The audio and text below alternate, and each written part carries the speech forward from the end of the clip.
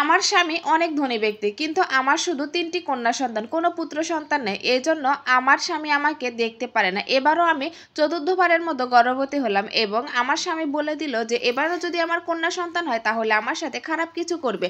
আমার যখন ডেলিভারির সময় ঘনিয়ে আসতেছিল তখন আমি খুবই ভয় পেয়েছিলাম যে এবারও যদি আমার কন্যা সন্তান হয় তাহলে কি হবে।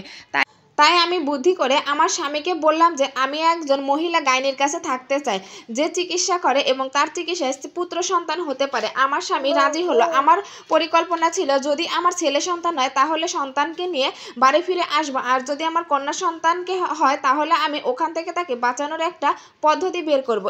আর আমার স্বামী আমাকে যাওয়ার অনুমতি দিল আর আমি চলে গেলাম। কিন্তু আফসোস, হায়, আমার আবারও একটি কন্যা সন্তান হলো। এখন আমি আমার সন্তানকে কিভাবে বাঁচাবো? তারপরে আমি একটা ঝুড়িতে আমার বাচ্চাকে রাখলাম এবং কিছু দুধ আর কিছু টাকা পয়সা দিয়ে একটা চিঠি লিখে দিলাম যে আমার বাচ্চাটি খুবই অসহায়, যে আমার বাচ্চাকে পাবে সে যেন মা বাবার মতোই লালন পালন করে। এই বলে আমি তাকে নদীতে ভাসিয়ে দিয়ে আবার চলে আসলাম। বললাম যে আমার একটা মৃত সন্তান হয়েছিল।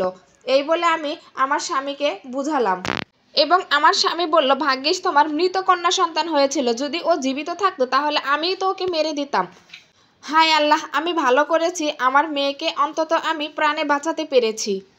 আমার ওই দুধের শিশুটা যখন ঝুড়িতে করে নদীতে ভাসতেছিল তখন একটা চিল আকাশ দিয়ে উড়ে যাচ্ছিল এবং সে তার খাবার ভেবে সে ঝুড়িটাকে উপরে তুলে নেয় এবং ঢাকনাটা তুলেই দেখে যে ওর ভিতরে একটা বাচ্চা, মেয়ে বাচ্চা। সে তাকে নিয়ে তার বাসায় চলে যায়, একটা গাছের উপরে রাখে। সে যখন তাকে খেতে যাবে তখনই তার মাতৃত্ব জেগে ওঠে এবং সে আর আমার বাচ্চাটাকে খায় না, সে বরং তাকে লালন পালন করতে থাকে।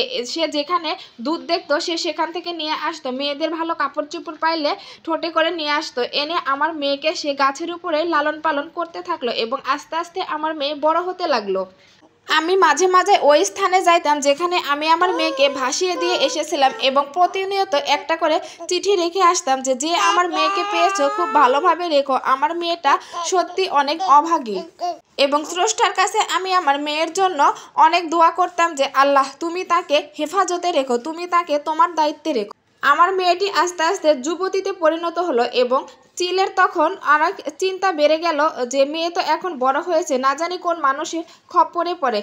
চিল অনেক চিন্তা করতো এবং মেয়েকে বলে যাইতো যে তুমি যদি কোনো বিপদে পড়ো তাহলে আমাকে ডাকবে, মা মা ও মা মাগো চলে আসো, তাহলে আমি চলে আসব। একদিন চিল আমার মেয়েকে রেখে খাবার আনতে গিয়েছে। ওই সময় একটা পথিক ওখান দিয়ে যাচ্ছিল।